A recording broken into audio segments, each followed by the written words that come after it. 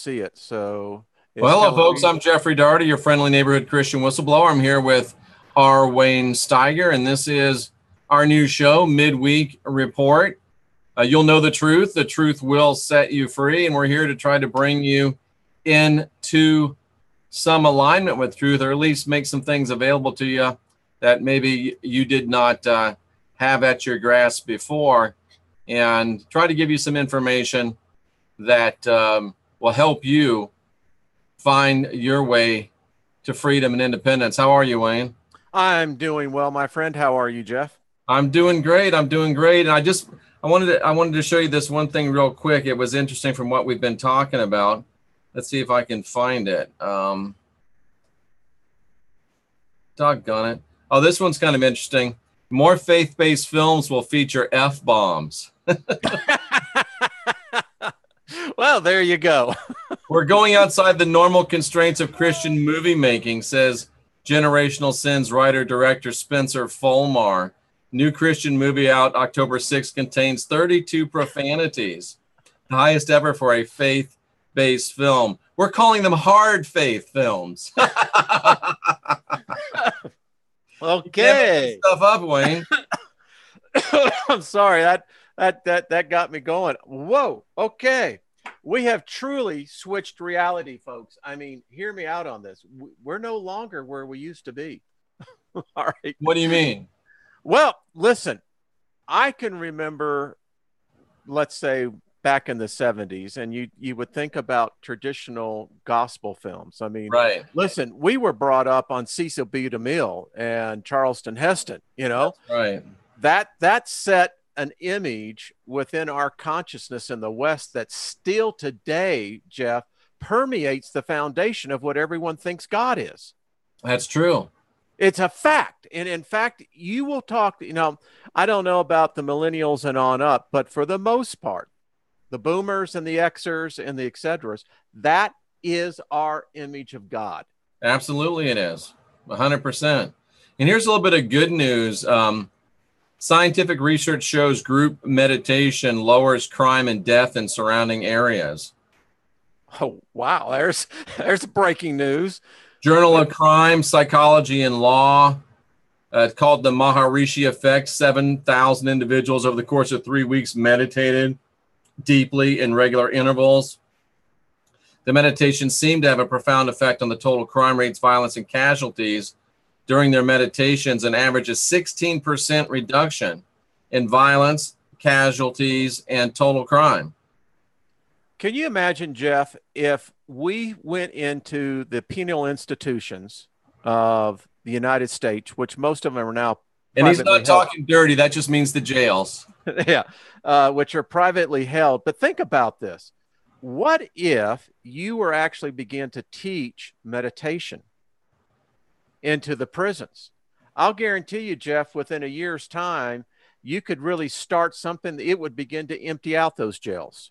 I think you're right. And it said almost 50 studies have done further confirmation on the benefits of global meditation.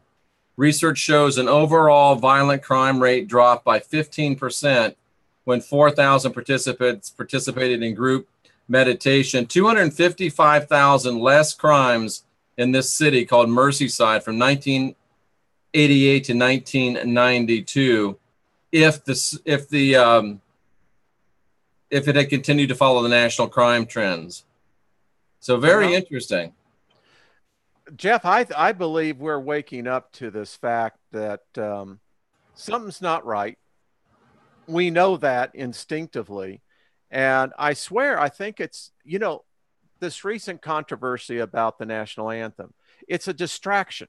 That's all it is. It's to divide us, Jeff. And I think that they're trying to do it purposely, because once people begin to catch on to what this will do, what meditation, collective meditation will do, that's a powerful force, Jeff. And I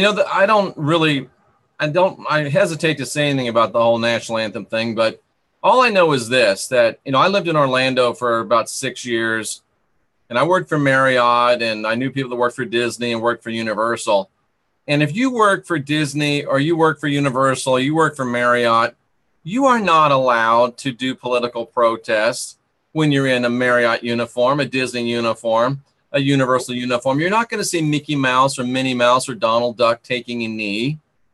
Nope. And the NFL owners, you know, those players all have contracts, and they could very easily enforce the, you know, morals clause or the whatever clause of the contracts that, you know, have these guys not be able to do that, because it's not, I mean, you don't have the right while you're wearing a Denver Broncos uniform or a Tampa Bay Buccaneers uniform or a Dallas Cowboys uniform to protest politically even any more than you have the right to do so when you're wearing a Disney uniform or a Universal Studios uniform. You sign a contract and you enter into a contract with that organization, and you have the right to protest, just not when you're wearing those uniforms. And my question is, what are they protesting anyway, Wayne, at this point? I don't know. And listen, you have to be a millionaire to be able to do this. I mean, I don't get it. And it's a distraction, Jeff. That's what it is. It's to distract the American people once more, to get them off of thinking about the real issues. That we don't have to have hate. We don't have to have divide. Listen, Jeff, I read an article today that said... It is classic divide and conquer, isn't it? It is. It is. This article was predicated that the enemy has already won the battle, because Americans are so divided that you couldn't go into a store and say, what kind of ice cream? Because you get into a divide. Is that, well, is it vanilla or is it chocolate? Well, it might be mint chocolate, might be, and it's crazy. I think that it's at the point now that if we don't wake up, folks, and really start permeating it, Jeff, it's the people listening to us that have the power. You go into social media and you say, enough of this nonsense. Listen, why don't we get together collectively and spend 5 minutes today meditating on harmony and good feelings to my neighbor, as opposed to, I should be kneeling for what? We probably should start with 60 seconds like you recommended. You know, people ask me what I've done with that, and I'll tell you what I've done with that. I've put it on the back burners, because the collective consciousness of man is not ready for it. You know, unfortunately, it's not. It really isn't. Not. And what was I just thinking about? Doggone it. I had something I wanted to say, and I forgot what it was. Well, I always do the ABCs. But yeah, I'm just checking through the chat room right now, see if we have any questions pop up there. What were you talking about? You were talking about the NFL, and what did we talk about after that? Yeah, it's the fact that it's a diversion. That's all it is. It's all it is a diversion. It's absolutely meaningless. I mean, are people going to die over this thing? Is this a life and death situation? Is the enemy at the front door attacking the shores? I don't get it. What is going on here? They're playing football. You're paid to play, and you're paid very well to get out there. The NFL is almost has meaningless as well. Yeah, I mean, and by the way, it's obvious that more and more people are siding with us because their ratings are going in the toilet. You know, people tune in not to see a political statement. They come in to see competition. It's a distraction. Exactly. And, you know, when you think about Disney, there's a reason why Disney doesn't want protesting and stuff in Disney. There's a reason why Universal doesn't want it in Universal, because it is escapism. It's a chance to get out of the real world and get into a nice fantasy world. And that's what the NFL, the NHL, the NBA used to be. But now, for some reason, they feel like they have to carry in their own political statements. And I mean, they're taking all of the magic and all of the joy and all the innocence out of everything. You know, I say, let's go back to roller derby. Now there was entertainment, folks. That was entertainment. I'll tell you, I can remember as a kid with my mother up in St. Louis, actually going to the arena and watching roller derby. And the women, they dominated the sport back then. Oh, yeah. Yeah, I can remember as a kid just being in awe of seeing what these women beating the crap out of each other, but having a good time. And everybody else was too. I remember when it was on television. It was, wasn't it? There for a while. Yeah. Or let's bring back the days of PBA, you know, bowling. I mean, oh, yeah. That's We not on could, TV anymore, is it? no, we could actually get Pete Weber up there, and just because it was the best Earl antidote Anthony, coach. right? Exactly. I mean, you talk about just zoning you out. The monotone of bowling is perfect. That's true. What do you know about this thing I keep seeing every now and then, that we all died in 2012 and we're not really alive anymore? Yeah, I did a video the day after the election and said that we had switched realities and that we would begin to see the impact of it as it began to go forward. Um, I think that there's good foundation to something's happened. A Really? shift. I'm absolutely convinced of it. Absolutely convinced of it. Jeff, I was out in public here recently, and I watch people. I like to see what happens. And as I was saying on my channel today, something's happened. We were watching, and virtually 99.9% of all people were integrated into their cell phones, these things. Every one of them. And the thing that really got me, I saw 3 parents with newborns. I mean, these are children, babes within 6 months. Jeff, every one of the strollers had a pad in it. No way. Yes, sir. And I'm going, what's happening to us, Jeff? Have we Edna already? asked what happened to midget wrestling. I remember it. Oh my! And dwarf tossing. You can't do that stuff anymore. I know it, but God, it was fun. I mean, I never thought I'd miss Ric Flair. Oh, woo! Woo, nature boy. Yeah. I mean, that was entertainment. It was cheap and it was fun. It really was. And here in Florida, we had the NWA. It was every Sunday from the Curtis Dixon Arena in Tampa, Dusty Roads, and all of it. It was amazing. Yeah, I mean, and it was innocent. You knew it wasn't real, but you would get in there and root for the Sheik or root for Ivan Koloff or against Ivan Koloff, the Russian Bear. And, you left all your aggression right in there, and then you went out and were excellent to each other. Well, and it was Shakespeare. It really was. Listen, Vince McMahon, I think, is the guy that used to own the WW. He still does. He still does. Okay. I saw one of his interviews that they write this just like a Shakespearean play. You've got the bad guy that represents all the negative elements, and then you have typically the under guy that represents that is the moral virtue. Interesting. And I saw something last night, Wayne, that I never would have watched, but my buddy said something to me about it, and somehow I ended up watching it. And it's this movie called The Hateful Eight, or have you ever heard of it? Mm-mm. I think it's called The Hateful Eight. It is Quentin Tarantino's 8th movie. And basically it's a microcosm of what we're talking about. These guys, I guess there's 8 of them. I have to sit down and count to remember, but they're in the middle of this blizzard, and they get holed up in this little, it's the Old West, and this little kind of a tavern, way station, restaurant, whatever. And there's 8 of them, and they've only got the eight of them to survive and to really make it through by working together. And they end up killing each other, every one of them. Over race, over nationality, over money. Yeah. And they end up killing each other, all of them, to the death. It's like Hamlet. At the end, everybody's dead. There was a movie did you go and ever get that movie, The Lathe of Heaven, where the guy is actually altering reality? I watched about half of it, and I got the idea, but I lost interest in it. But yeah. It's an interesting concept. And I keep on thinking, Jeff, that somehow or another, we're in this loop. I've been thinking, has technology really been the Pandora box that is going to lead us to our destruction? What was Pandora's box? Well, Pandora's box was, as you get the true gist of it, is that it was Zeus's gift to Pandora, that, she had everything she needed, but what was inside the box was what her desire was. Gotcha.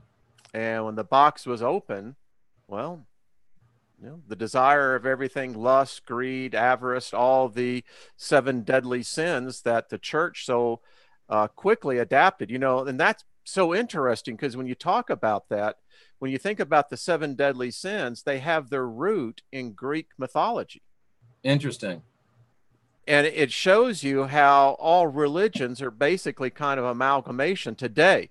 I don't think that there could be ever an original religion invented today because we've got technology. Getting back to my point, has technology so corrupted us at this point that, Jeff, are we in the middle of the train wreck as a species? That's interesting. I was thinking about the last, well, you could say that Scientology was an invented religion, but it's really more of a self-help thing than it is a religion. But if you're talking about pure religions, the last couple that I can remember being invented would be Mormonism. Yeah. Yep. And with technology, there's no way Joseph Smith could have got that off the ground. No way. Could you imagine? Crazy guy puts head into hat, translates book. There's no way that would have flown. Not going to happen. And even the Jehovah's Witnesses, I don't know if that would have flown, today like it did in 1875, 76, 77. When I think about Mormonism and the new birth of the more, I think, postmodern religions, is that they were really on the coattails of the spiritualist movement. They were. Yeah. And, that spiritualist movement, most people don't realize, lasted almost about 100 years in the United States and was quashed. Wayne, this is Tiffany says what you said. Tiffany's in the chat room. She says she's very freaked out because Siri randomly came on and said, "I'm sorry, I didn't quite get that." You were talking about that, right? That Siri is always listening. Yeah. Yeah. So, I look at all this, and so the spiritualist movement, what did it bring to us? Well, it began to bring to us an awareness that, there was a dogma that was very rigid, very controlled. And I found it interesting that when you think about the Azusa Street revival and the time of Smith Wigglesworth, there you go. Excellent. Smith Wigglesworth, there's a name I haven't heard in a long time. Yeah. He was a really interesting dude. He was. Yeah. Say what you will about the guy. He plugged into something, which I want to bring up something to you. So yesterday, I've been reading some interesting books. And have you ever thought about frequency? You have a frequency, right? A megahertz. And in that carrier wave, you have a set knowledge that you could plug into if you had the ability, the receptors and your mental cognitive abilities to plug into that frequency and get the information you needed and then move on. Wayne, what else is that other than like where the Christ said, I'm going away, but I'm going to give you a comforter. And the comforter is going to lead you into all truth. The comforter is going to teach you everything that I've said. And he said, the comforter is also going to bring you everything that the Father knows. And it is tuning into a frequency. And that's what I do every day with these analytical mind analysis and repairs I'm trying to do to get people so they can get into the comforter activation, and they can instinctively, your blink, you'll just know, you'll be in that frequency, you'll have all the information of the comforter and a direct connection to the divine database. I know it sounds woo-woo, but it's true, it's real. And just like you said, that shows me there's even a technological basis for it. By the way, when you said into all truth, right, I think so many people only want to portion out the truth that they want.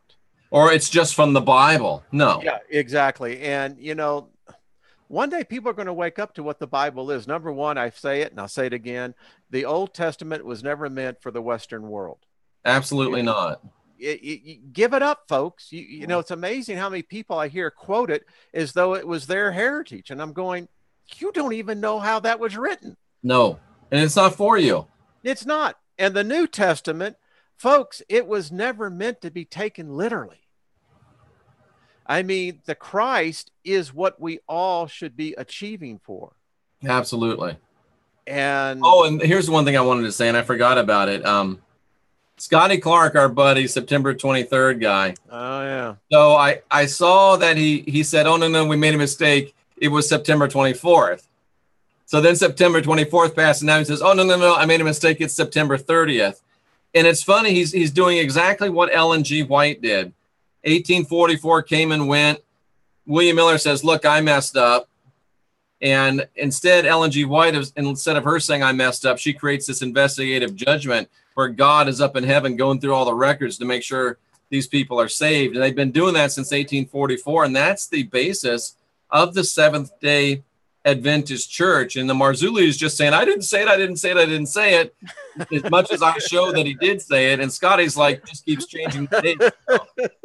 Yeah, you know, the problem with the internet, man, you once you say it, it's now engraved into the electronic stone. It is. And there's no erasing it, folks. So how long will his subscriber base last if he keeps changing dates? You know, what do you think? They so desperately want to believe in death. And that's what it is, folks. If your whole consciousness is wrapped around Armageddon, the bottom line is you have a death wish, and I don't care to be a part of it. And I think the rest. It is the 25th of September, 2017. Sorry about that. He's still got 94,000 subscribers. I don't know if that's up or down. I think that might be a little down. Yeah. But still. They want it. They want it so bad. And, you know, I can remember when I wasn't actively practicing Christian. And, you know, when you would really pack out the sanctuary is when you got into Revelation. That's true. And I have to admit, Wayne, I got a little bit of envy because I got 850 videos and like 7,500 subscribers. Scott Clark's got 250 videos and 96,000 subscribers. He must be a whole lot better at this than I am. Well, you're just not selling the candy he is. Oh, man. Oh, man. But I think these people are beginning to turn around. I read an article from Barna, the Parna group today, because I still follow what the church is doing. Number one, we are witnessing the largest mass exodus of the modern church in modern times. Woohoo! Last year, it was estimated approximately 14 million people left the Christian church, quote unquote. Woohoo! The other big thing that's starting now is, get this, I found this really interesting, is now they're going back to small groups. And you know what they're looking for? They're looking for the alternate story. What do you mean? Well, apparently, according to Barna, that people are now venturing outside of the normal Bible studies that has been so prominent in the last 30 years. Well, that's good news for us, right? I think it is. I think that it tells me that it's just like these incidents. September 23rd. They actually were talking about it in one of the churches here. I found out about 2 weeks ago that I never thought that they'd have brought up anything like that. Can you believe that? So this might be the time to really get this idea of the NCK centers out there. I think so. I think that people are looking for, listen, I've said this all along, Jeff. What drives people primarily to churches is that they're looking for the supernatural. Yeah. And they're not finding it. They're not. No. You know, it's just like the gifts of the Spirit. You know, that is the most controversial, misunderstood aspects of the Pauline mind coitus. And that's what it is, because you come in here and when you start really giving in, I grew up underneath Kenneth Hagin. So, you know, in that particular genre of the faith movement, the gifts of the Spirit were mandatory. Absolutely. You had to keep it all 9, sometimes 10. Yes, you did. And, you know, if you couldn't speak in tongues, well, then there's something wrong with you. They basically taught that you weren't saved. They didn't teach it, but they really did. It was like L.A. Marzulli. I'm not saying that you have to speak in tongues to get to heaven, but all signs indicate that you have to. Now, what were you saying, son? Can you say it again? And you know, I've been at the healing rally. You look a little bit like like Kenneth Hagin, somewhat. Yeah. You know, it's there. It's, you know, it doesn't leave you. And it doesn't leave you. One guy said, because he knows, he says, well, you've disavowed Christianity. I said, yeah, I have. He says, well, you can't be praying in tongues. I said, why not? He said, somebody said something in one of my videos today, Wayne, that just hit me like a ton of bricks, the proverbial ton of bricks. We were talking about why there's this whole group that wants us to believe that aliens can rape us anytime they want to. And there's a whole movement that's trying to teach us that. Yeah. And you look at the Bible story of Mary getting impregnated by, I mean, it's an artificial insemination by an alien. And somebody pointed out, so what you're telling me is that the being that started the Catholic Church started out by raping a 12, 13, 14-year-old girl. Yeah. So they started out in pedophilia, and it's been the same way ever since. And, you know, here's where the mind coitus comes in. So how do you rationalize a 12-year-old being able to make a decision as an adult woman? But she didn't get to make the decision. No. He just raped her. It's like, sorry, babe, you're the it. And, yeah, it's so twisted, but yeah, we accept this as normal. Like, this is the miraculous conception. Now, I did a video earlier this week that showed that story, and you and I talked about it on Sunday, is that the virgin birth story goes back 2,500 years before. Oh, yeah. It's nothing new. And that's being conservative. I think it is being conservative. You know, the way I look at it, it was the template. It was the template. Yeah. Now, was the Apostle Paul possessed by Yahweh, or was he just in league with them? Ooh, that's a good question. You know, I believe that Paul was a mystic. I don't know. Oh, yes, sir, I do. As I've been studying some of these they're pretty rare books and learning about the initiates, I think Paul had we have a story about him when he was being followed by Lazarus. Who was it? Simon? Simon, yes. And it was really interesting if you read that story about what's going on in here. Simon apparently had a familiar spirit, right? Well, they say he did. Yeah. And it's interesting about Paul is that Paul seemed to have a lot of familiar spirits. Remember the young girl? He cast the one spirit out, the familiar spirit. Oh, yeah. And I thought that was always odd, because what is a familiar spirit? Well, a familiar spirit is who can tell your fortune, because they know your past. They don't die. They know everything about you. So it's easy for them to make conjecture. I believe that they can see into the timeline. And I think that this was Paul's greatest threat of being found out who he was. Now, that's very interesting. You know, the spirits, as it is written, said that Paul served the Most High.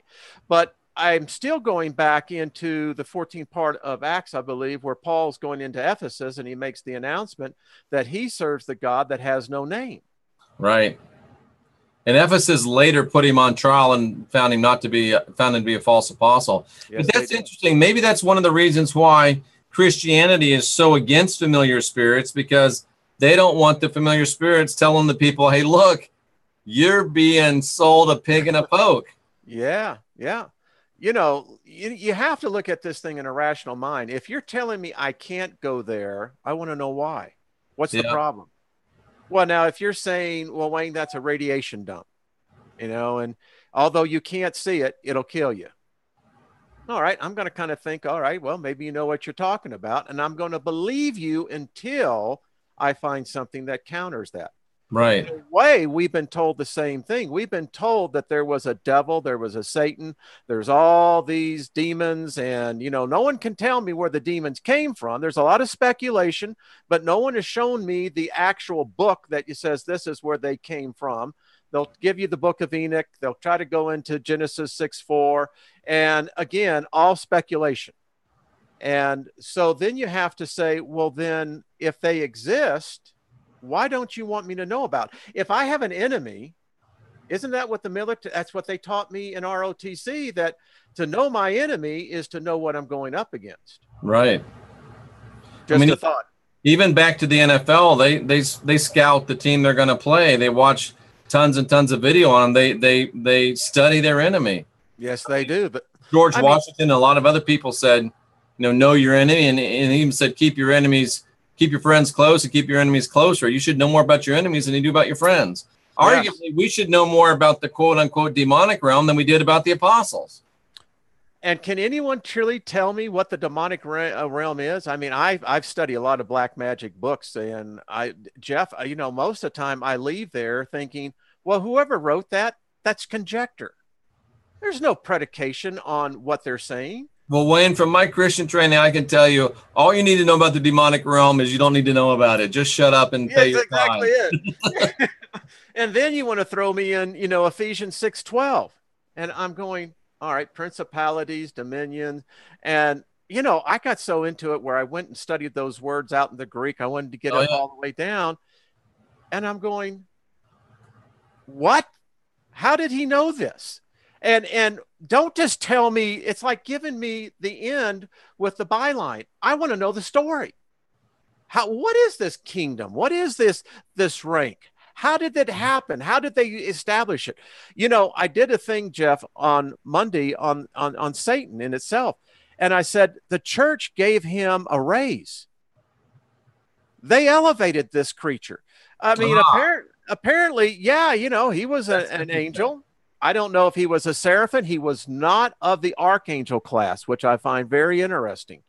So, you read in the Old Testament, yeah, he makes a couple of appearances. I never saw him attack Israel, as we talked last week. And so I went into it further. And everything is, they empowered this thing. Yeah. And they did it by directing our faith towards it. Yeah. Now, what about, we just finished talking about the concept of knowing your enemy and focusing on what's against you. And what about the whole New Age adage of don't focus on anything that's low frequency? How do you balance those two out? Well, I think I'll just quote Winston Churchill. If you're going through hell, don't stop. In other words, to say that you have to ignore it, I think, is to your own peril. Yeah. Because listen, yeah, it's a low frequency, but you know what carries that low frequency? It could have impact on you down the road. And so I think you have to be aware. You don't need to park your bus in it. You just need to be aware that it's there. Yeah. That's interesting. I mean, Ryan talks about says, I love it when Jeff is interviewed on someone's show and blows their mind, dropping nukes left and right. That happens from time to time. It does. So I want to bring up this topic. Please do. It came in a discussion. And so we have such detailed records of the Christ. We get one glimpse at his birth. Then we get a glimpse at apparently at the age of 12, and then he disappears, and then he comes back on the scene somewhere in his 30s.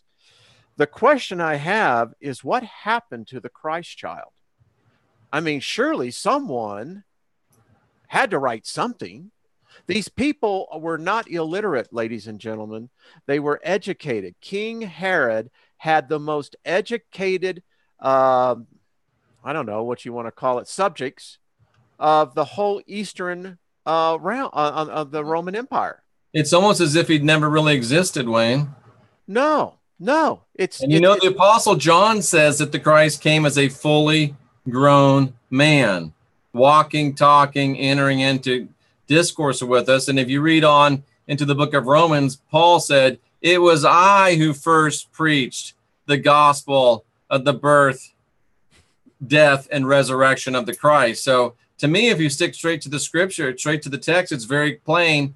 Jerusalem, the Bethlehem story never happened. It was just plagiarized from previous stories in religions. And when they decided this Christ guy was going to be a problem, they just created this straw man called Jesus and Paul sold him hard, and we all bought him.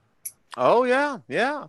I often said that if John the Baptist was related to Jesus, then why didn't he recognize him? That's a good point, isn't it?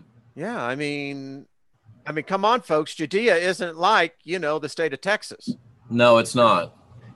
It's about the size of between Dallas and Houston. So yeah, at the most, and there weren't people in all that space either. No, and I mean, if in fact the Magi had visited him, let me tell you, folks, how many people in your own circle gossip? And what were the Magi, Wayne, by the way? Well, yeah, there's another one. You know what? Would you believe it or not? They were magicians. Magician, absolutely. Holy crap. In fact. And astrologers to boot. Yes, and nothing more important than that, but frankincense and myrrh was a prime ingredient in alchemy. Yep.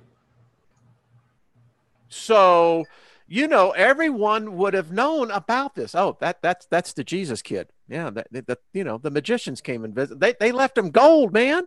Yeah. I mean, come on, you're saying that story wouldn't have spread around? I mean, yeah, it's just ridiculous. And then Chris asked, so what are they worshiping in church? That's a scary thought. That's a really scary thought. Listen, it says that nature hoards a vacuum. Well, you're going to give a deity a name and start worshiping it. Boom, baby. I mean, there's power there. Absolutely. You got 1 billion people praying to you. That's 20 watts of power per person. That's 20 billion watts of energy, folks, all the time hitting. Now, there's someone in the chat room that says they wear frankincense and myrrh essential oils. Would you say that's a good thing? Smart. Real smart. Why is it smart, Wayne? Well, listen, if you go with the foundation and the predication that we are not alone, in other words, humans are not alone, there are unseen. I am convinced that these smells, these oils, they're magical. They are. They're magical, and they will bring protection. Let me tell you, Jeff, when I was a devoted Christian, I actually had the Torah in the little Tommy wears it too. Yeah, and I put it. It's still on my doorstep. It's still there. Now, do I believe in that? Yeah, I do. I happen to believe that there are boundaries, and Tommy says gens are sister from another mister. I love it. But getting back to the essential oils, absolutely. And they're great healing therapy as well. If you mix certain oils with frequencies, yeah, I mean, I keep telling people, Jeff, this is an electrical unit. Listen, if you got an organ that is not quite right, well, maybe it might need a little tune-up. Yeah. That's so interesting, Wayne. I deal with people with spiritual cleansing and stuff. In fact, I was just dealing with a person today, and they say, what can I do? I mean, you can't, if they want to fly me out there and do it, I'll do it. I just do it for cost. But, well, if they can't, then I have to tell them how to do it. And I tell them things that they don't want to believe. But when they do them, it's amazing. I tell them, get as much and wear as much silver as you can. Put as much silver around you as you can. If you can afford it, get colloidal silver. Bring in garlic. Bring in onions, bring in roses, bring in high frequency music like classical music, and they think this is so crazy. But then, and I bring in frankincense, bring in myrrh. If you can, get yourself a diffuser and get some rose essence to diffuse. Yes. And they think, oh, this is crazy. And then all of a sudden, I get a call back a couple weeks later. It worked. They're all gone. Wow. It works, folks. I've been doing this for 36 years. The man knows what he'd be talking about. I don't know. Well, why does it work? I don't know why, and I don't care why. All I know is it works. I don't know if we ever will know. I mean, and do you remember Cora, the old lady from the Good to the Last Drop commercials? Yeah. She used to say, when something works, you stick with it. Don't question it. What do we used to say? Don't kick a gift horse in the mouth. Yeah, don't look a gift horse in the mouth. Exactly. If you kick it, it might kick back. Exactly. And you know what that statement means? Don't look a gift horse in the mouth. No. Because if you look at a horse in his mouth and look at his teeth, you can tell how old he is and what kind of health he's in. But they're like, they're giving you the horse. Don't examine the horse. Just thank you and take a free horse. Man, go with it. And isn't it odd how it's so much human nature that when you try to give someone something good, they're looking at you like, I don't know. What are you selling? Yeah, exactly. What's wrong? Why are you giving me something? And we're taught there's no such thing as a free lunch. Exactly. For nothing. Wow. We're a bunch of pessimistic, cynical people. Well, no, it's just made that way. It's the environment that we're in. I mean, listen, I really do believe that we have switched realities. I don't know. What do you mean when you say we've switched realities? There was a frequency of the consciousness of our species. I mean, you think about it, and I look at this. You look at the shocks and the jolts that we took in the early 20th century.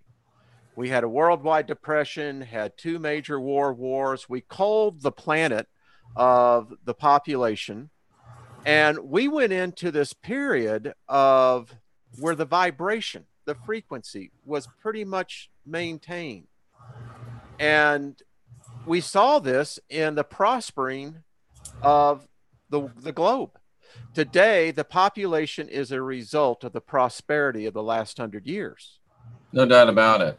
So you can only maintain that if there is a harmonic that is balanced. Something happened as we got closer, and seriously, when we came into the 21st century, the frequencies began to etch up. And I think today I don't know if we're at the apex, but I do believe in my heart something has changed. And I've talked to other people, they have the same feeling. They sense something has changed, and I think we're seeing more and more of that. What do you think about using sage in your homes? Yes. It's good cleansing. Except don't be like Jen Fisher. She said she almost burned her house down with sage. You're supposed to walk around with it and let it smoke. How in the world can you start a fire with sage? When we moved into our house here, we cleaned it. And I walked the perimeter. I claimed it. Wayne, that's so good. I just was talking to a lady today again with what she thinks are demon issues. And I told her, walk the perimeter of your house, walk the perimeter of your, and this is, I want some feedback from you on this because I've been dealing a lot with elementals, and this lady lives in the middle of a place that used to be very intensely, it was Native American, lots of Indians. There's lots of burial ground there, and she's having lots and lots of troubles. And what I said to her was, what you should do is walk your property line. And it's usually I would say, take authority, rebuke, cast out. What I said to her was, walk your property line and say, listen, I understand that this was your land. I understand this used to be your land. I respect that. But this part of it is now my land. I have the deed. And I'm asking you not to come in here and attack me anymore. I'm asking you not to come in here and be malevolent towards me anymore. Stay in the water, stay in the forest, but don't come into my area. I'm respecting your area. You respect my area. How does that strike you? Spot on, spot on. Listen, you have to establish your presence. I use my name. When I sense that there is a spirit, I'll tell him, I banish you in the name of Robert Wayne Steiger. Yes. I am a sovereign being. Yes, that's great. I have the spark of divinity. Those spirits will bow down to me and they will serve me if that's what I'm going to make them do. That's great. Now, you have to have a certain level, Jeff, of knowing who you are to do that. Yep. And they'll push back. But boy, that's spot on. And something else interesting, I have a friend that lives out in I always get it mixed up. I think it's not Wyoming, it's Montana. Okay, yeah, they're right. And he was having some trouble with grizzly bears. And I mean, they were shooting them, they were fighting them, and it was just a battle. So what he did now about every month he goes out and he puts a nice offering meat out for the grizzly bears. And, you know, it's cost him, you know, $200-300 to do it. But guess what? He doesn't have any trouble with grizzly bears anymore. You know, one day we're going to wake up that there are kingdoms. Yeah. There's an animal kingdom. And it's just like how humans treat animals, dogs or whatever, you know, by what they are. This guy, he's right on. I mean, you need to make peace. That is their dominion. Yeah. It really is. And, you know, I love that. That's that's an ascended being. Yeah, he's a pretty smart guy. And it's, you know, it's just the lessons that we can learn. Like, I mean, silly stuff like my cat. I don't really think anymore of, I own that cat. I think that cat's my friend. Yeah. I know it seems silly and foo-foo, but it seems to work with me. I mean, my dog Dancer, that dog and my wife sees it. There is a mental telepathy. Yeah. And it happens. And, you know, I have become Is that the little one that you had with you? Yeah. Yeah. And that dog can read my emotions. I mean, it's uncanny to see how that dog can read my emotions. She knows when I'm feeling down. She'll come up and comfort me. That is a conscious, sentient being. I don't care if it's in the form of an animal. It's if an animal can respond to emotions the same way that plants do, Jeff. Yep. She's a female dog, Dancer? Yes. Mm-hmm. Okay. Yep. And you know, it's amazing. My wife just marvels. She said, you and that dog are talking all the time. That's weird. And, you know, but it's the same thing with the environment of the spirits around us. All of us are going to pass through, and we're really going to know once you make that transition. So those answers will be, you know, I think we're going to find out. I really do. Yeah. I mean, do you believe that when a person leaves that they can come and visit their loved ones before they actually make that full ascension? Well, yeah, I mean, it's obvious they can. I would hope that they don't spend too much time hanging around here and that they go on to their next port of call. But yeah, they can obviously hang around and can visit. And I think that just brings up why I don't believe in ghost stories so much. Jen said that her cat started crying today when she was singing to it. Wow. That's interesting. Yeah. I don't know if Jen's a really bad singer or if she was touching the cat. I'm not real sure. My wife says that Dancer had to live an ideal life of St. Teresa because she is spoiled rotten now. Isn't that funny? That, you know, in my board back here, I've been working on what has held us back from ascending. And I don't know if you can actually see it. That says no single reality. I see that. Yeah, there is no single. And you can see that I'm working out on a math formula that why haven't we ascended above level 1? Why is that, folks? We should be at level 3 by now. What do you think, Jeff? Why is it? What has held us back in the area of ascending? I mean, even in a modicum of advancement of consciousness, I don't know. Well, I think some of us have, but you mean why haven't we as a species? Yeah, as a species, collectively. Because I think Christianity's been holding us back. That's what I think. I really do. I don't think there's any doubt about it. Yeah. So how's the chat rooms going in there? The chat room is banging. I've been trying to keep an eye on it, and you know, a lot of the questions I've asked you have come out of the chat room. I have a chart very similar to what you have on that board back there that I went through with a shaman named Dr. Andy Toltek, who is a shaman, a PhD psychologist, psychiatrist, and a indigenous shaman. So a rather interesting individual, but he's dropped off the face of the planet. I'm not sure where he went. I'm hoping I wasn't just communicating with him in the astral realm, but that's becoming a bit of a possibility. Although I was on the radio with him a lot, he just seems to have vanished off the face of the planet. So was Dr. Andy Toltek actually an astral being, or I don't know. It's very odd, but we had something. It was the other way. It showed layers going up instead of I'm just spacing it out here like you had them. Yeah, and it's amazing, isn't it, how you plug into that thought? I mean, a thought just came into my head, and I just started writing this out. something is. It's like the Carlos Castaneda books, or Castaneda. I'm not sure how you say his name. Yes. A lot of people say, oh, that was fake. He just made it all up. I don't think it was fake, but I think there's a very distinct possibility that Don Juan de Maltus, I believe his name was, the guy that was teaching Castaneda, was an astral being, and Castaneda might not even have known it. You know, isn't it amazing that people question? Oh, Wayne, when the student's ready, the teacher will appear. Will Yes. they literally appear out of the astral realm? Yes. You know, Jeff, listen, and this is how distorted we get. We'll accept that where Paul says that. Can you imagine if somebody just pops into this chat room and listens and they're like, the hell is wrong with these people? What are they talking about? But here's the thing. Paul said that some of us have entertained angels unaware. Oh, and I have. There's no doubt about it. Okay. I happen to believe that as well. So why do we find it so odd that if a person is in a particular sacred knowledge, that another being is not going to come into the point? I happen to believe that that happens. Absolutely.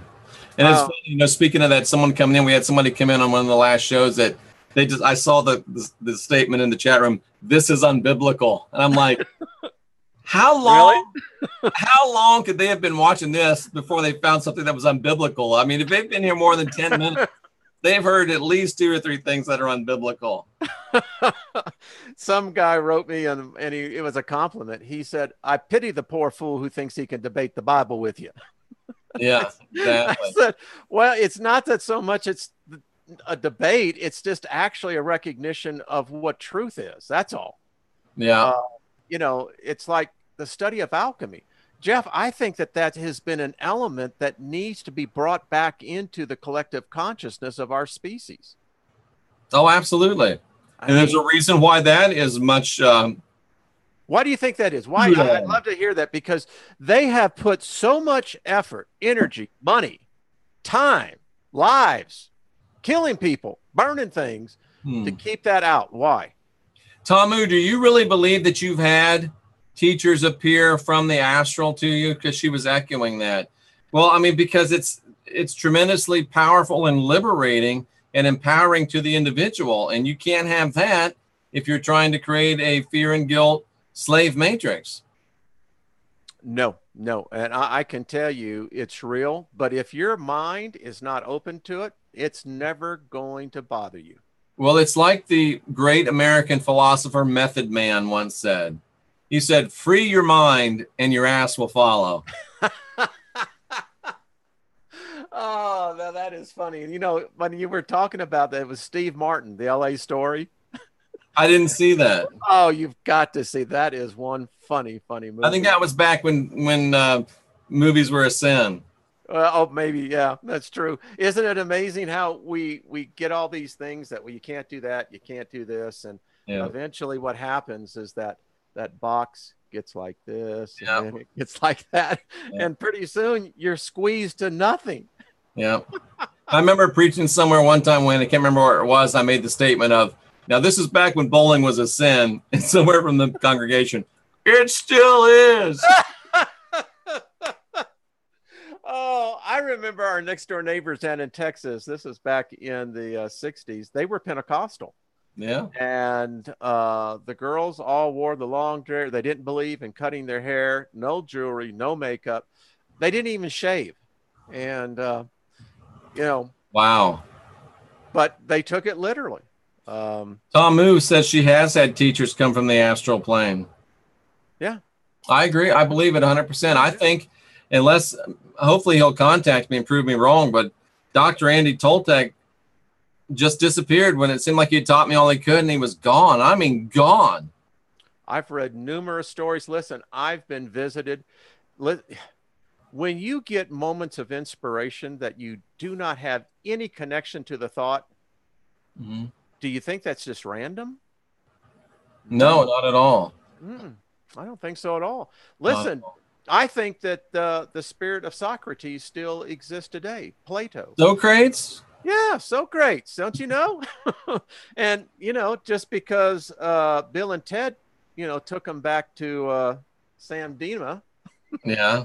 But no, I really do believe that. Listen, people believe so much in the Bible of the words that they're reading of Jesus. It's the same thing, folks. Absolutely. It's no different. I think most of them, most of the great teachers do move on to a higher realm of living, but for some reason it seems like some of them do hang around to help out. Well, if you believe in the concept of time, that time needs an observer in order to be relevant, that means each one of us leave an impression of. Oh, so you're saying it's maybe energetic residue that we're experiencing? Yep. You know, I was in Germany, and I wish I had known then what I know now. I was in Germany, and there was Assemblies of God servicemen's retreat we'd go to every year. I was there 3 years. It was down in Berchtesgaden, Germany. If that sounds familiar, that was Adolf Hitler's Camp David.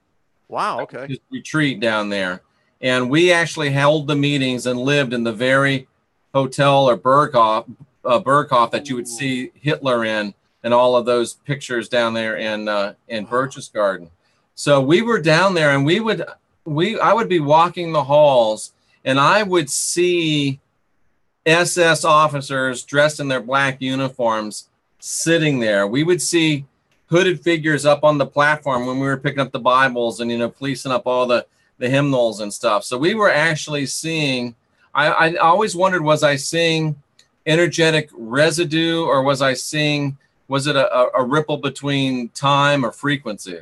I think you're seeing the residue. It's less like this. I defy anyone. Wayne, we also saw this, and it took me a while to figure this out, but we were down in like underneath there was like tunnels of where, you know, Hitler would go for the bomb shelter and stuff. And we would be down there and we would hear, you know, this whistling, you know, and it would be, now I forgot the freaking dog's name. The German Shepherd. The German Shepherd. And we would hear the whistling, and he was called, huh? It started with an H. No, it was, but anyway, we would hear Hitler. I heard the dog's name, and I asked, and one of the guys that was there, like third year, says, "You've seen our friends, haven't you?" And I said, "Yes." And I asked him, "Who is this?" And the dog's name, it'll come to me in a minute. And he says, "Go to the library and do a little bit of reading." And it was Hitler's dog's name. So we were actually hearing Hitler call his dog, and I wasn't the only one that heard it.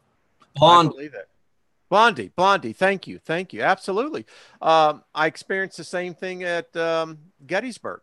You go out there. You go out in that battlefield. That gave me chills. Those spirits are still there. There's some that are trapped. They can't. The trauma was so bad, so terrible. And it's interesting we're talking about this. So do you think I was hearing? You think that was energetic residue? You don't think Hitler's still in that bunker at that Berghof? Yeah, I think it's just like a photon leaves a signal. Yeah. And so it's the same thing. There were three of us that heard it distinctly. Blondie, we're like, but we were, you know, stupid Pentecostals. We didn't know what that was. You know, all we could think of was demons. But I wish if I'd have just known. Yeah. Could you imagine? This was in 1986 or 7. I could have been the first ghost hunter. Yeah. Yeah. Famous by now. and Hitler, no less. And Hitler, Blondie. Yeah. I mean, come on now. I know we could have recorded it. If all three of us heard it, it had to be on an audible frequency. Yeah. You know, I've read a number of books, a great one on biocentrism, and that the residual, depending on where the energy is, and I think with an individual like Hitler, that was intense energy. That dude, what I have found out was that he found it. He found a piece of sacred knowledge that connected.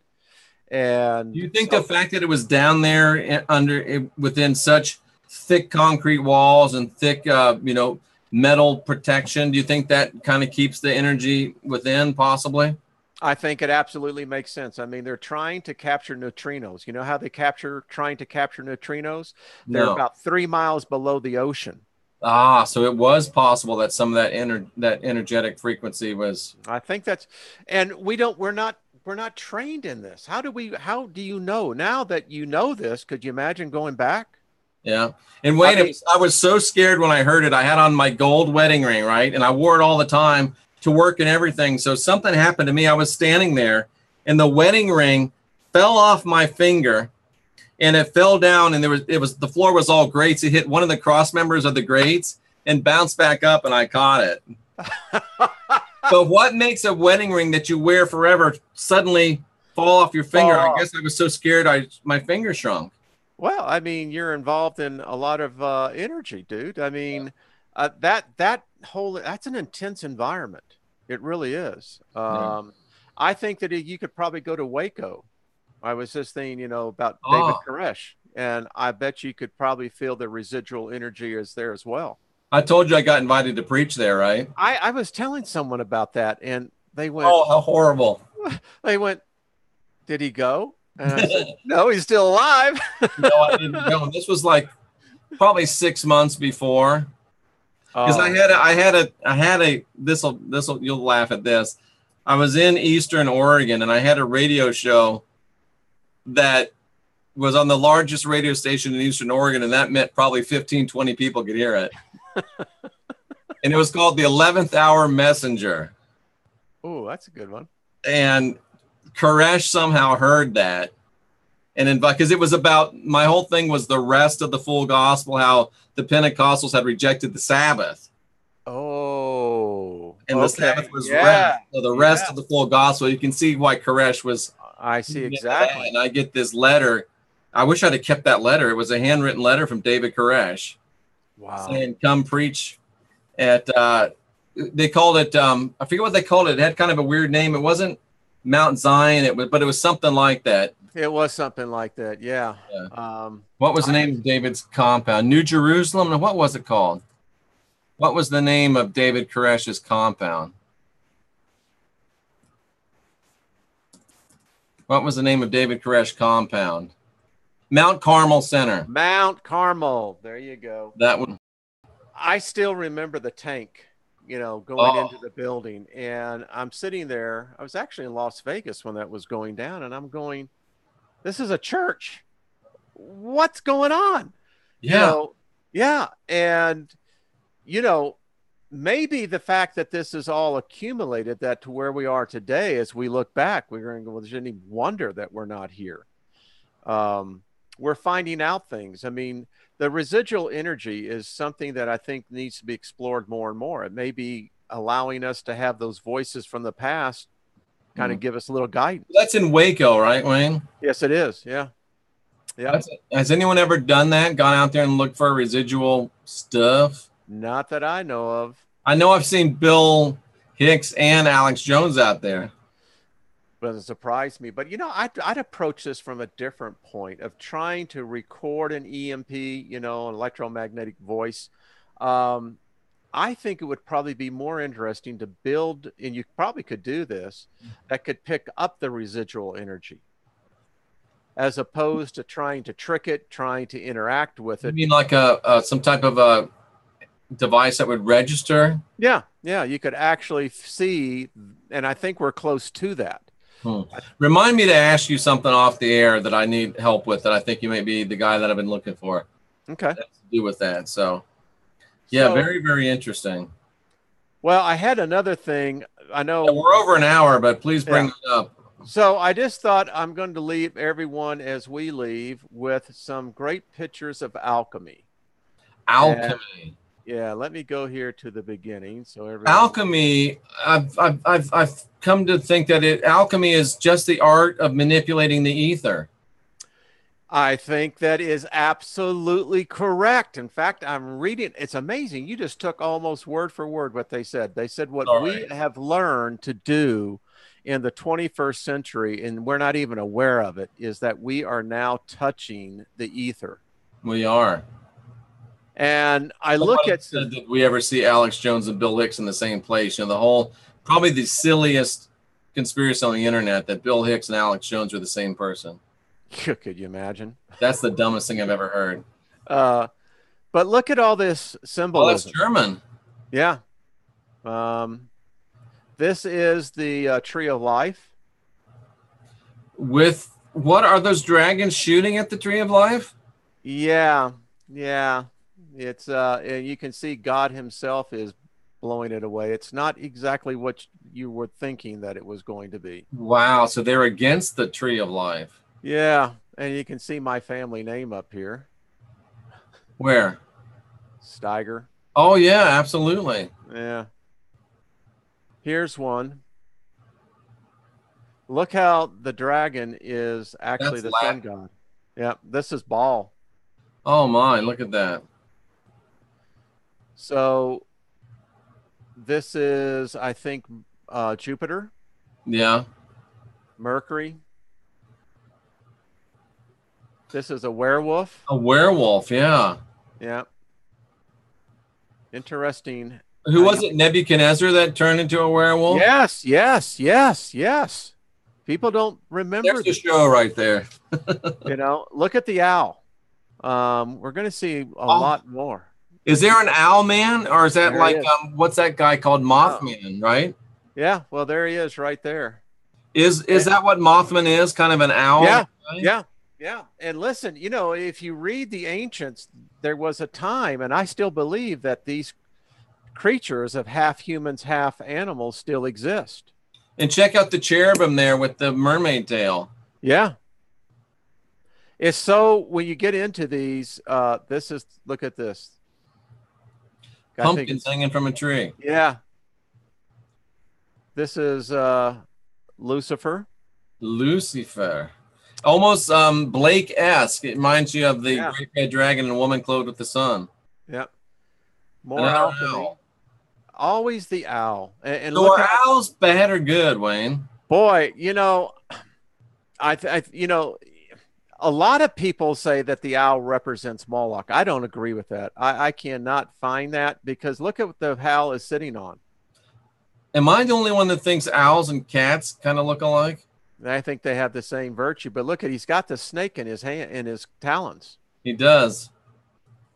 And he's sitting over a towel or a cross. Yeah. Yeah. I think that's the Roman cross, isn't it not? And they're the crows, Are trying to attack him. the dead, you know, the fallen spirits. You know, this reminds me of, I always talk about the crows sitting on the line, caw, caw, caw, while the eagles soar. It's not just eagles that soar. Apparently owls soar as well. Yes, they do.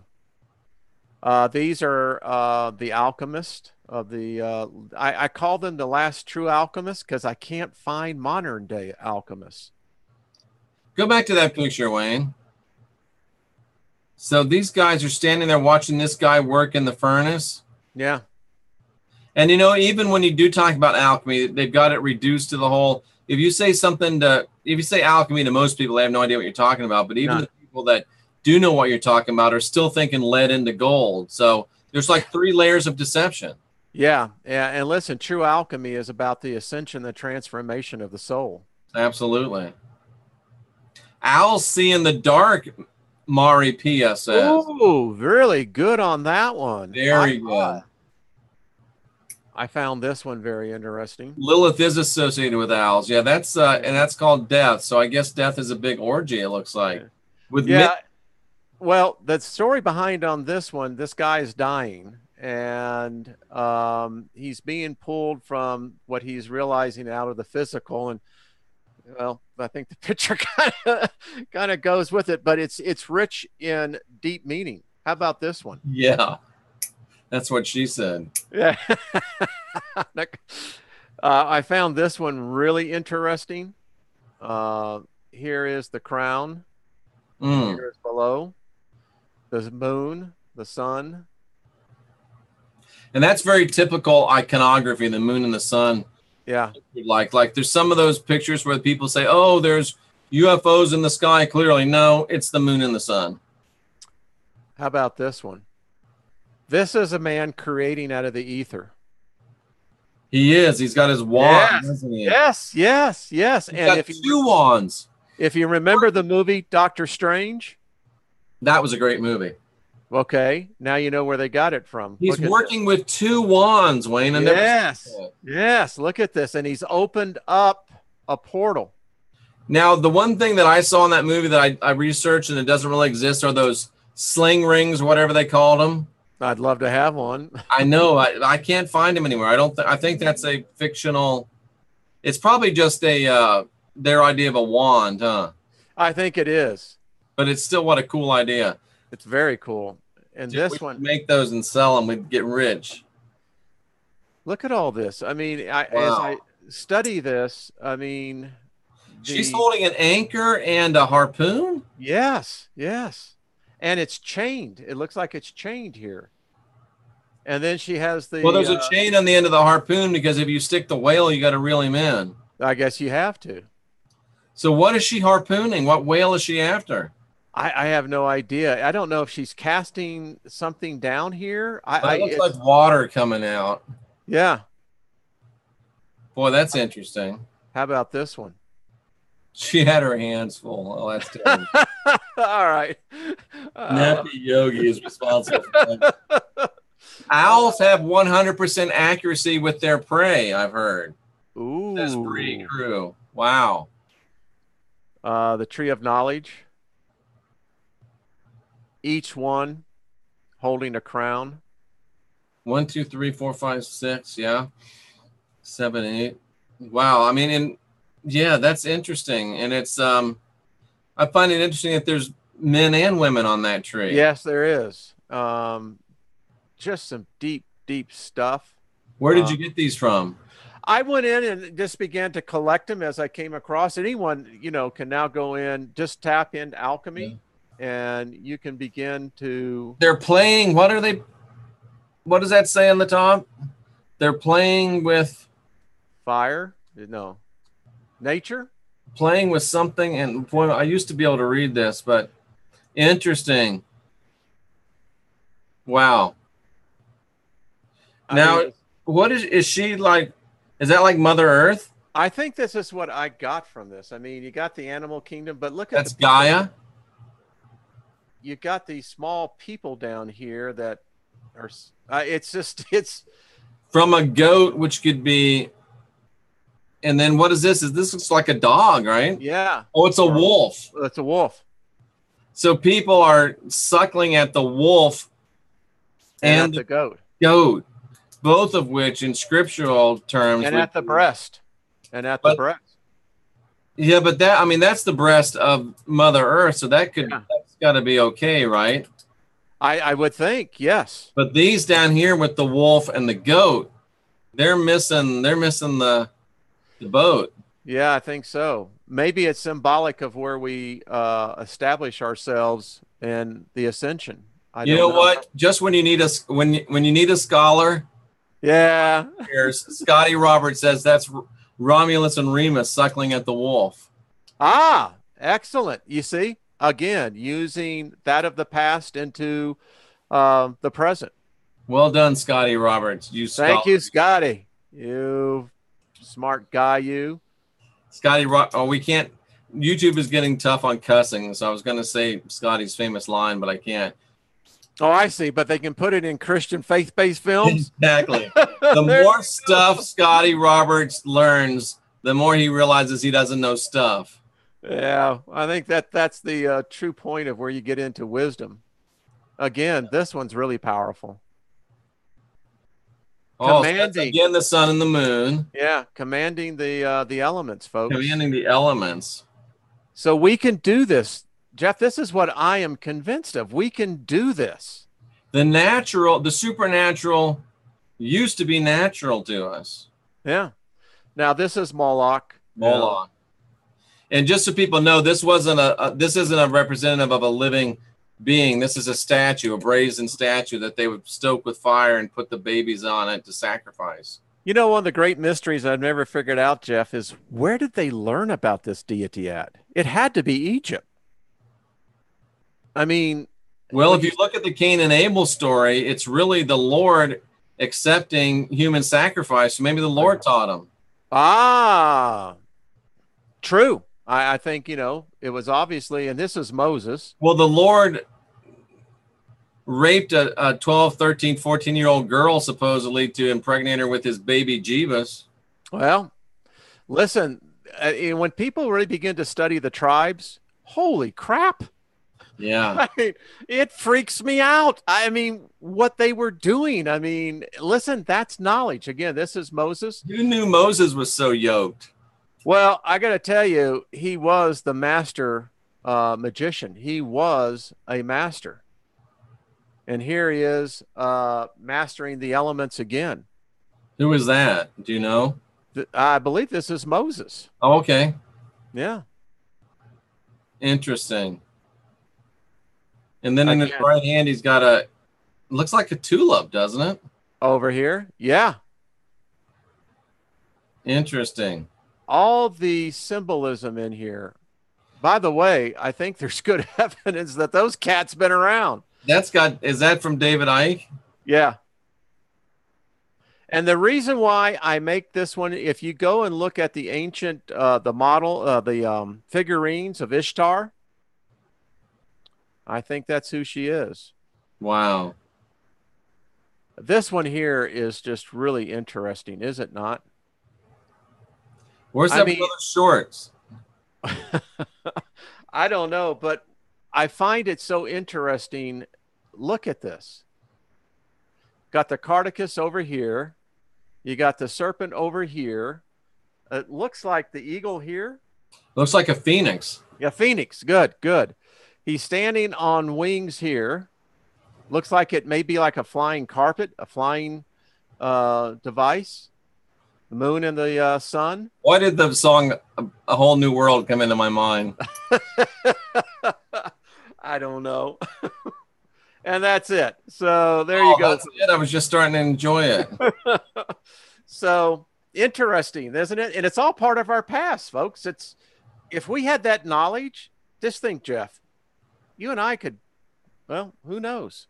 Well, at least we're starting to get bits and pieces of that knowledge. And, you know, I remember talking to Scotty Roberts a couple of years ago and saying, wouldn't it be great if we could put together a parabiblical wisdom conference? Oh. But Wayne, me, you, and Scott would be the only three that would show up. Yeah, probably the only one show up and have gut, and then they'll have the burning of effigies of us outside. You know what I'm on the quest to do, Jeff? I'm on the quest to find an initiate. As I get this, Wayne, Scotty is postulating that Moses holding the brazen serpent is Nakash, the so-called serpent in the garden, one of the Elohim. Ooh. That's interesting. I'm sorry. Well, before I so rudely interrupted you. Well, no, that would kind of go with the fact that I conjecture that Moses or Moshe called the Elohim down. Yeah. And so would he not have to have control? I like that kind of thinking. I think that's where we have to look outside the box on a lot of this. Definitely. Wow. Fascinating stuff. Fascinating stuff. It really is. And, you know, we're just barely even scratching the surface of the surface.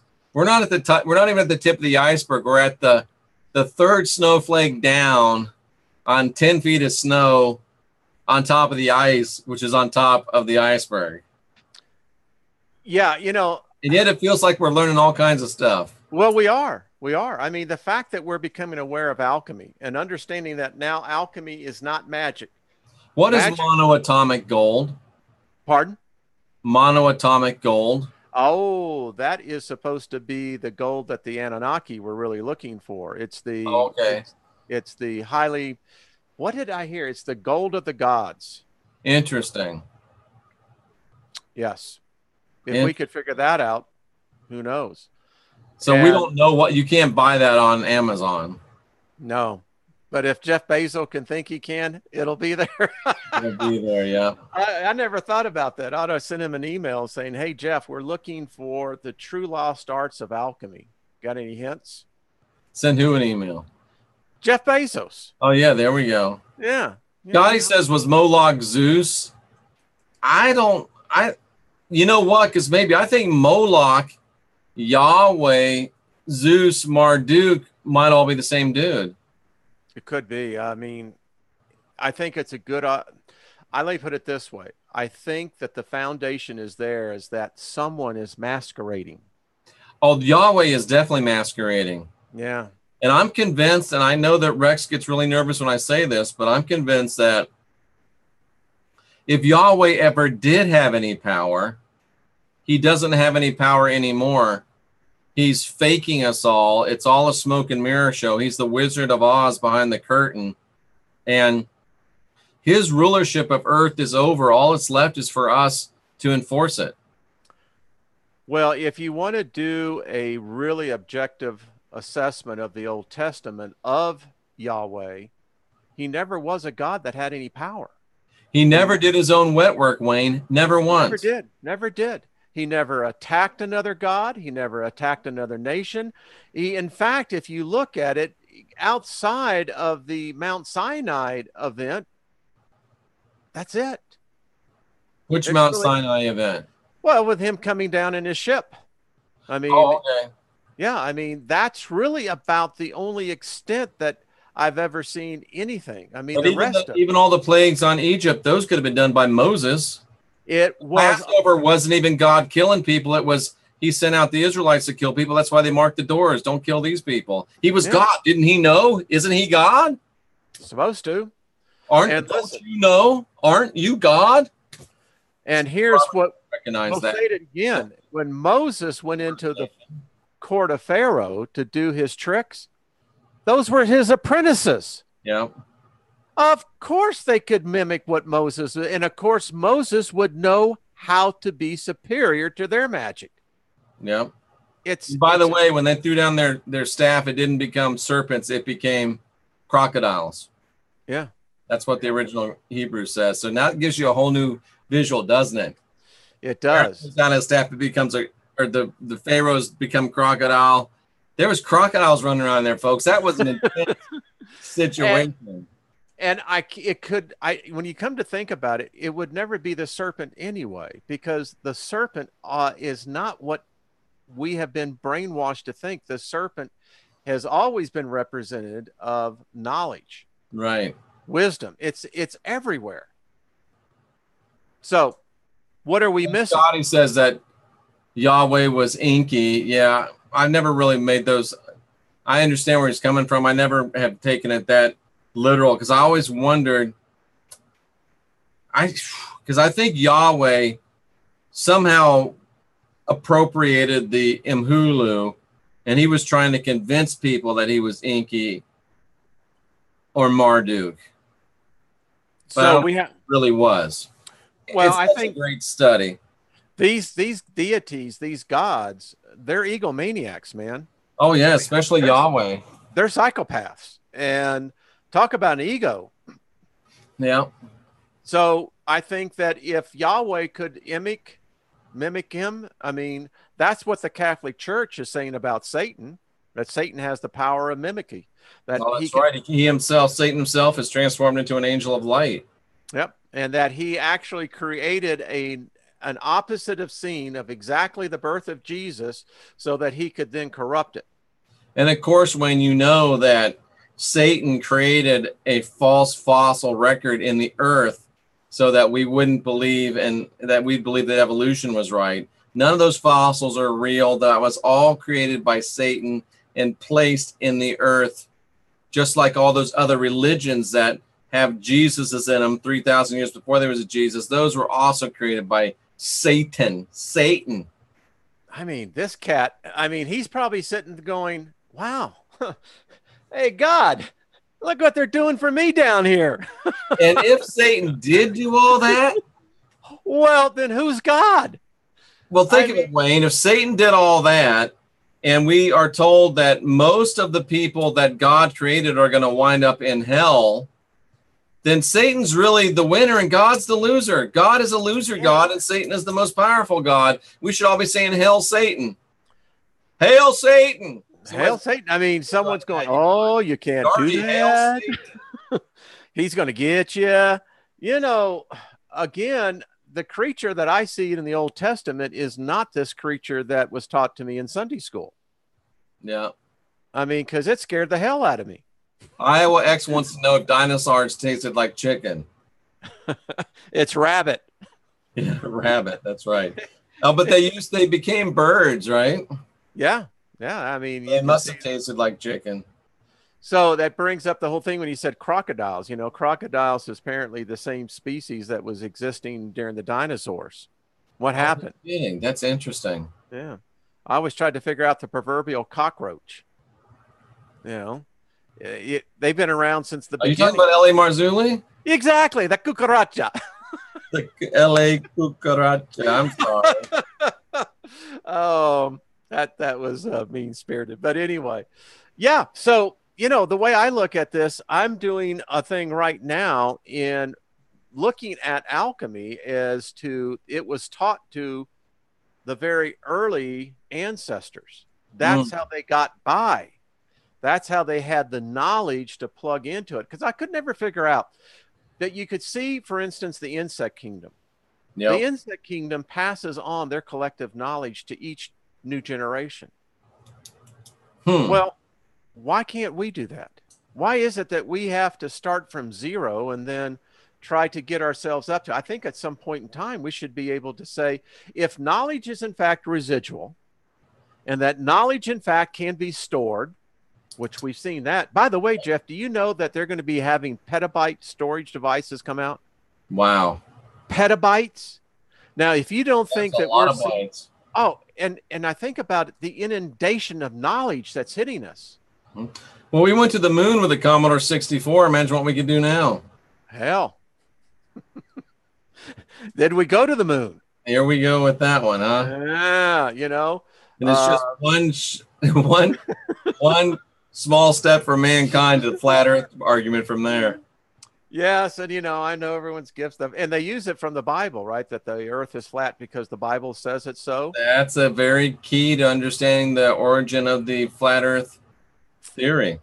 Gee, guys, you might want to look at your book. You might want to look at your source. That's all I got to say. And now they're going to brand us. Interesting. It's been fun. It does taste like chicken. I've had the occasion to eat rattlesnake, and it does taste like chicken. I was down in Jacksonville at the down on the pier, Jacksonville Landing, and there was a restaurant down there that actually served rattlesnake. And I've eaten crocodile or alligator, and it doesn't taste very good. It doesn't taste like chicken. It's not good. I heard it's really stringy. Is that right? It was just really, really greedy. It reminded me of bear. It was just not good. Yeah. Yeah, exactly. Yeah. Somebody says I'm going vegan right at McDonald's one more time. Yeah, let me get that one piece of Angus steak, please. Yeah. And I know it's, people say, well, Wayne, are you a vegetarian? And I go, I haven't ascended that far yet. Yeah. I'm trying. That's interesting. That's interesting. So, Wayne, tell people where to find you. R. Wayne Steiger, Steiger. Come on over. Love to have you. And Jeff, I enjoy this because I get emails from people who see us. What are you laughing at? Nappy Yogi says, Jeffrey Dahmer said people taste like chicken. I don't know if that's true or not, but I do know that Jeffrey Dahmer had his mom over for dinner, and they were sitting there having dinner, and the people next door were being really, really loud. And she said, Jeffrey, I really don't like your neighbors. And Jeffrey said, that's okay, Mom, just eat the vegetables. Now, on a related topic. There is more and more cases of cannibalism coming up. I read a story about a woman in Germany who barbecued her daughter. I just saw Rex had something about cannibalism, about they went on Craigslist or something, and wanted a couple that paid somebody or volunteered to have somebody eat his penis, right?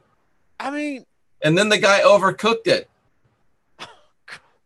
I mean, if you're going to eat a penis, what could be more important than that penis that's cooking in the I don't know. I mean, you see, that's what why could possibly make you, I forgot I had a penis in the oven. Yeah. I don't understand how that could possibly happen. I don't know. It gives a whole new definition to tube steak, doesn't it? It does. Now, what is that thing that they say that Hillary has because she's been eating human flesh? What's that called? Oh, yeah. Yeah. What is that? Well, she's got something there.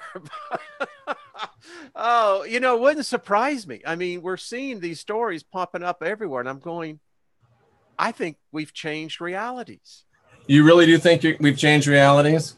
I think, okay, let me just leave it with this. If you, the body, operates at a certain frequency and a certain timing.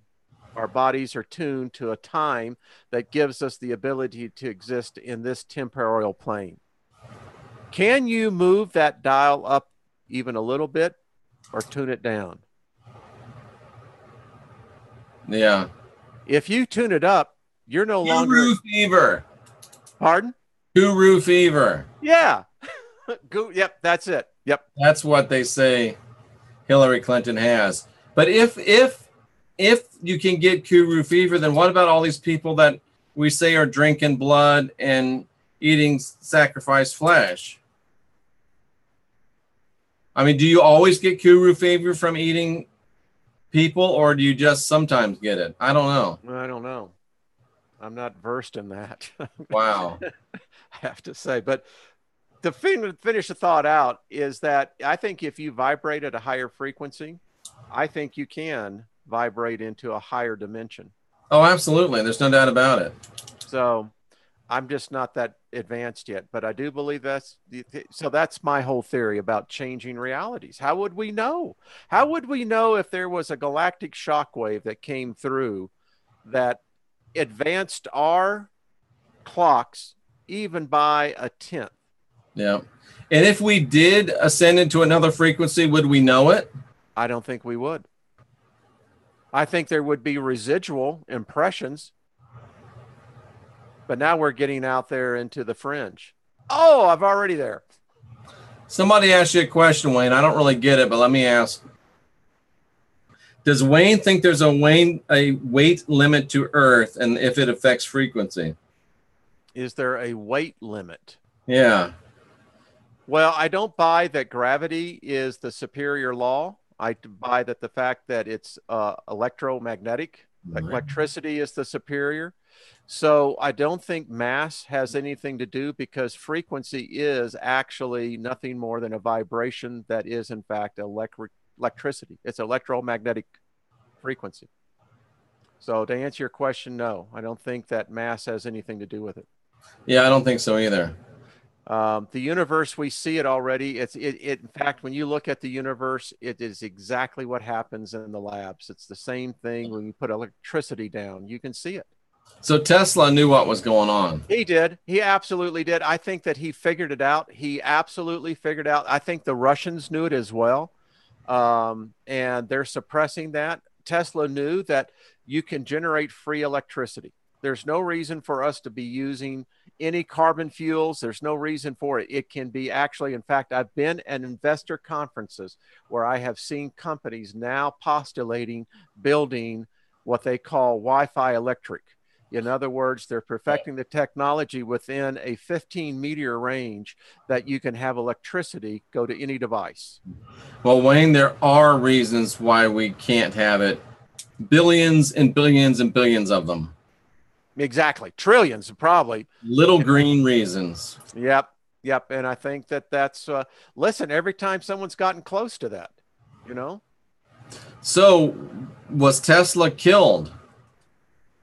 I think he was forced to basically, listen, you can so diminish a man in his core image that death will be it will be the next thing to onset. Because when you look at him in his last days, he was a broken man. He was not in good shape. No, he was an idealist. He knew he had the answer.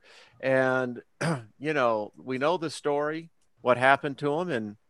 And I think that he is going to be, yeah, it's just, he had the answer. And listen, I think that we're going to figure it out as well. And I think that, you know, so this shift I keep talking about, I think that this is part of that shift. I agree. And I'll end it with this. Let's take a little theology here. I think that what Daniel saw in the future is what we're living now.